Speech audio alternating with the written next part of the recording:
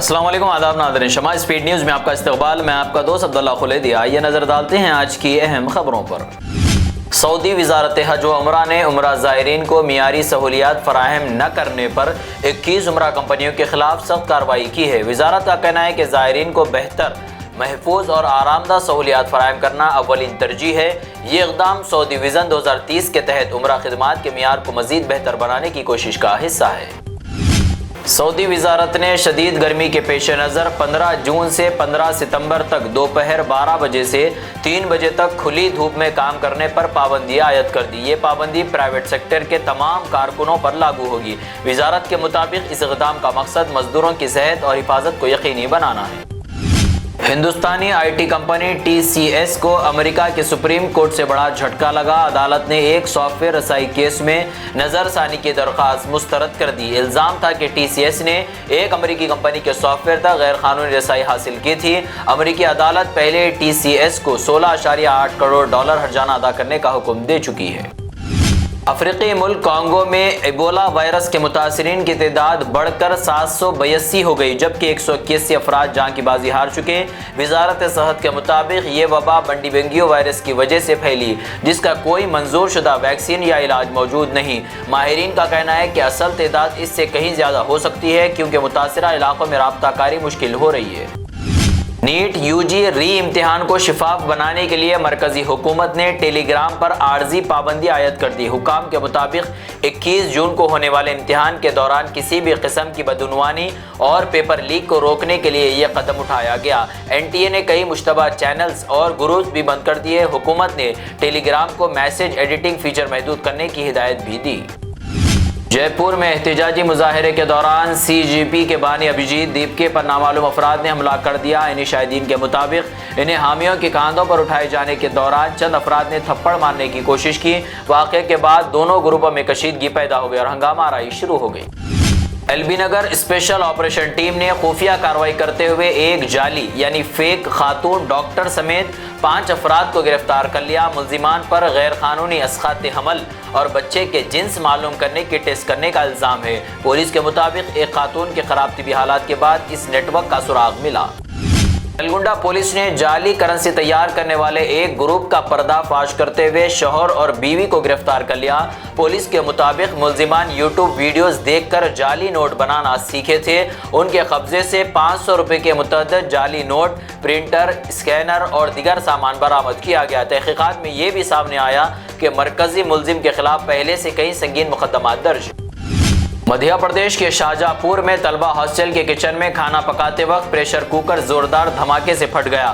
حادثے میں خاتون زخمی ہو گئی۔ واقعہ سی سی ٹی وی کیمرے میں بھی ریکارڈ ہو گیا۔ خوش قسمتی سے ایک طالب علم نے فوری طور پر گیس بند کر دی، جس سے بڑا حادثہ ٹل گیا۔ زخمی خاتون کو طبی امداد فراہم کی گئی۔ کرناٹک میں ایک خاتون نے اپنے عاشق کے ساتھ مل کر 2 کروڑ روپے کے بیمہ رقم حاصل کرنے کے لیے اپنے ایکس فوجی شوہر کو مار دیا۔ پولیس کے مطابق شوہر کو اسپتال میں زیر علاج ہونے کے دوران زہر دے کر ہلاک کر دیا گیا۔ تحقیقات کے دوران خاتون، اس کے عاشق اور 7 دیگر افراد کو گرفتار کر لیا گیا۔ ملزمان پر شواہد چھپانے اور جعلی رپورٹ تیار کرنے کے الزامات بھی ہیں۔ تلنگانہ ہائی کورٹ نے ریاست بھر کے صحافیوں کے ایگریڈیشن کارڈز کی مدت 15 جولائی 2026 تک بڑھانے کا حکم دیا۔ یہ فیصلہ ایگریڈیشن سے متعلق حکومتی احکامات کو چیلنج کرنے والی درخواستوں کی سماعت کے دوران کیا گیا۔ عدالت نے مقدمہ زیر سماعت رہنے تک صحافیوں کو موجودہ سہولیات جاری رکھنے کی ہدایت دی۔ صحافتی تنظیموں نے اس فیصلے کا خیر مقدم کیا۔ کیس کی مزید سماعت آئندہ دنوں میں ہوگی۔ حیدرآباد ضلع کنزیومر کمیشن نے ایک اسٹوڈنٹ کے اصل تعلیمی سرٹیفکیٹس روکنے پر ملا ریڈی انجینئرنگ کالج کے خلاف سخت فیصلہ سنایا۔ کمیشن نے کالج کو 1 لاکھ روپے معاوضہ اور 10,000 روپے عدالتی اخراجات ادا کرنے کا حکم دیا۔ طالب علم مالی مشکلات کی وجہ سے تعلیم جاری نہ رکھ سکا تھا، لیکن کالج نے اضافی فیس کی شرط لگا کر سرٹیفکیٹس واپس نہیں کیے۔ تلنگانہ حکومت نے کم عمری کی شادیوں کے خاتمے کے لیے ایک نئی مہم شروع کرنے کا فیصلہ کیا۔ اس مقصد کے لیے تارونی فاؤنڈیشن کے ساتھ شراکت داری کی گئی۔ دیہات کی سطح پر بیداری پروگرام، ڈیجیٹل مہمات اور خصوصی تربیت کا اہتمام کیا جائے گا۔ فرنٹ لائن ورکرز کو کم عمر لڑکیوں کی شادی اور حمل کے خطرات سے نپٹنے کی تربیت دی جائے گی۔ اسکولوں کے دوبارہ آغاز کے بعد محکمہ ٹرانسپورٹ نے خصوصی جانچ مہم چلائی۔ حفاظتی اصولوں کے خلاف ورزی پر 245 تعلیمی اداروں کی گاڑیوں کے خلاف مقدمات درج کیے گئے۔ فٹنس اور سیفٹی معیار پر پورا نہ اترنے والی 60 اسکول بسیں ضبط کر لی گئیں۔ حکام کا کہنا ہے کہ طلبہ کی حفاظت پر کوئی سمجھوتہ نہیں کیا جائے گا۔ تمام گاڑیوں کو مقررہ معیار کے مطابق لانے تک مہم جاری رہے گی۔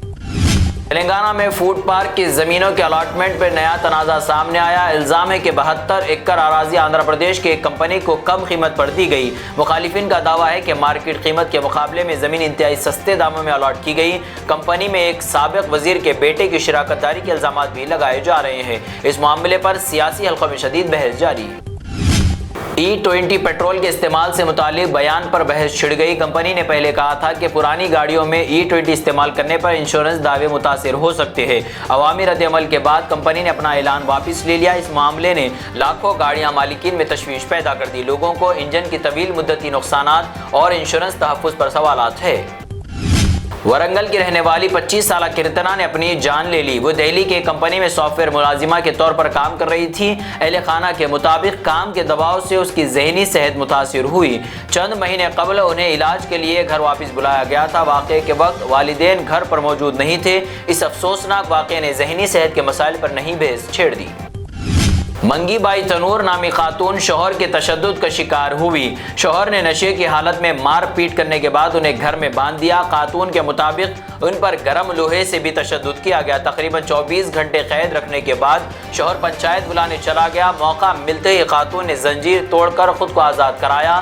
وہ 6 کلومیٹر پیدل چل کر پولیس اسٹیشن پہنچی اور شکایت درج کرائی۔ یہ تھی اب تک کی اسپیڈ نیوز۔ جڑے رہے شمع نیوز سے، لائک کمنٹ شیئر کرنا نہ بھولے۔ دیکھتے رہے شمع نیوز، روشنی سچائی کی۔